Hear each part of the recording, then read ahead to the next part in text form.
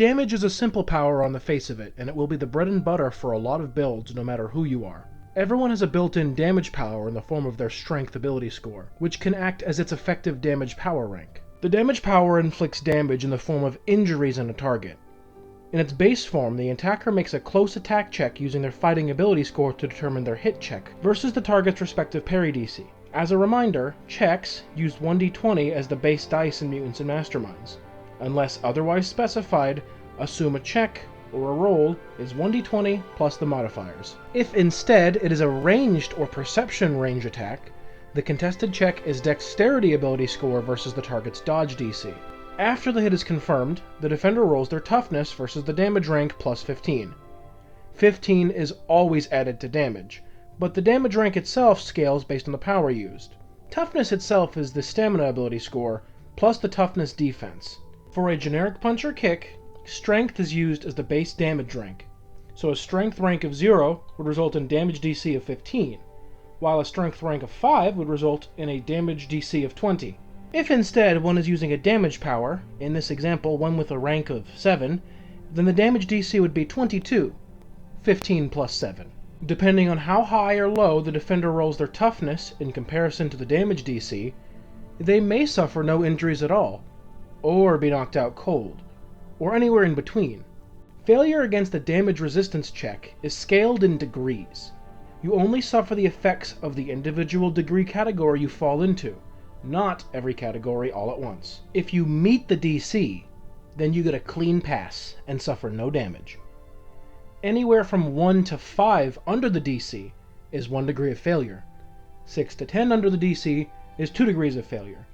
11 to 15 is 3 degrees, and so on. 1 degree of failure results in injury in the form of a -1 circumstance penalty to further resistance checks against damage.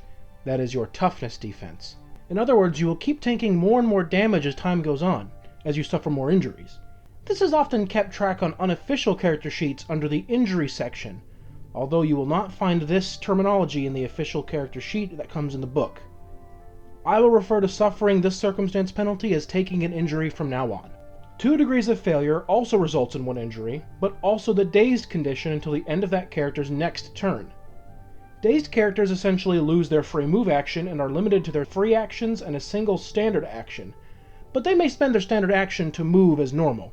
3 degrees of failure results in 1 injury, and the target suffers the staggered condition until they rest, heal, or recover. Staggered characters are dazed and hindered. Again, dazed meaning they lose their free move action, but hindered meaning that they also move at -1 speed rank, which is half speed. Additionally, suffering a second staggered condition results in incapacitation. 4 degrees of failure renders the target incapacitated. Characters suffering from the incapacitated condition are defenseless, stunned, and unaware.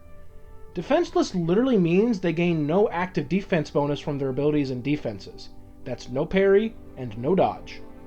Attackers can also make routine checks on them, which means they basically don't miss. Stunned characters can take no actions, including free actions, and unaware characters cannot make interactions or perception checks, nor act or potentially even perceive at all.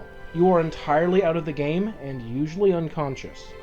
In more lethal games, there are optional rules for a 5th degree of failure, but that is for another time, as that is not baseline for Mutants and Masterminds.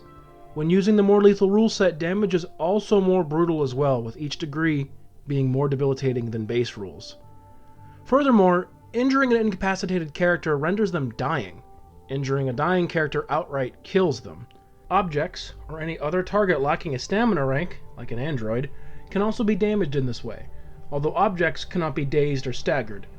2 degrees of failure results in a bend or break, while 3 degrees of failure means the object is entirely destroyed or shattered. It should be noted that some melee damage powers can be made strength-based if it makes sense, like using a melee weapon or your fist. This lets you add your strength ability score to the damage DC, as always, provided it doesn't exceed the game's power level limitations. Any modifiers like extras must be purchased to scale with this new damage DC, example being, strength 5 plus damage power 5 equals damage rank 5, but you'd still need to buy 10 ranks of multi-attack for it to affect every rank of your damage. Now that you understand what damage is, it's time to apply some good modifiers to make your damage power shine. There are dozens of modifiers, so I will break down some of my favorites into 3 arbitrary categories: key mechanics, good options, and unique options. Additionally, I will not get into the nitty-gritty of each modifier's function in this video to avoid ballooning its length. Key mechanics include increased range, which changes a close range attack to a ranged attack, and further changes a ranged attack into a perception-based attack. Powers with a perception range can be used provided the target is perceived with your senses, and you may be able to limit it to one or more senses with the limited flaw for a discount too, if your game master is willing.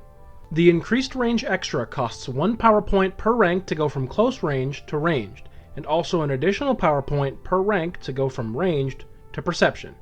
Yes, you can upgrade a close range attack all the way to perception range for an additional 2 power points per rank. Another such key modifier is area, which allows your attack to target everything within a certain area. A 30 feet or 9 meter sphere burst, a 15 foot or 5 meter cloud where the power effect lingers for an additional round, a 60 foot 18 meter cone, a 30 foot 9 meter cylinder, a 5 by 30 foot or 2 by 9 meter line, or even a single chosen point requiring the target to be perceiving it with one or more senses, such as a debilitating smell or a flash bomb. One using an area power may also wish to take selective so that they can choose which targets within the area suffer the power effect, to avoid harming your allies. The area extra costs 1 power point per rank, as does the selective extra.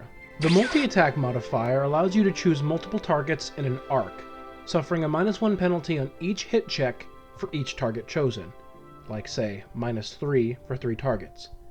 You can also select a single target, and if your hit check succeeds with 2 degrees of success, the DC for the power effect increases by +2. If it's 3 degrees, increase the DC by +5. Multi-attack costs 1 power point per rank. Starting off good options is the homing extra, which grants a ranged effect 1 additional chance to hit for each rank, if it misses. Each rank of homing costs 1 power point flat. Reach is good for close range attacks.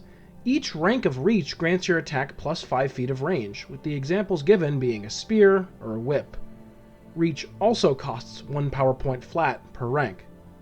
Another solid option is penetrating. I often make the mistake of calling penetrating piercing, because of how it functions like an armor-piercing extra.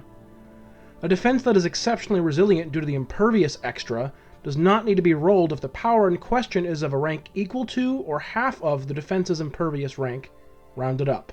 Penetrating overcomes this either entirely or partially. In simpler terms, if a target has impervious toughness 10 and they are hit with damage 4, they automatically resist it.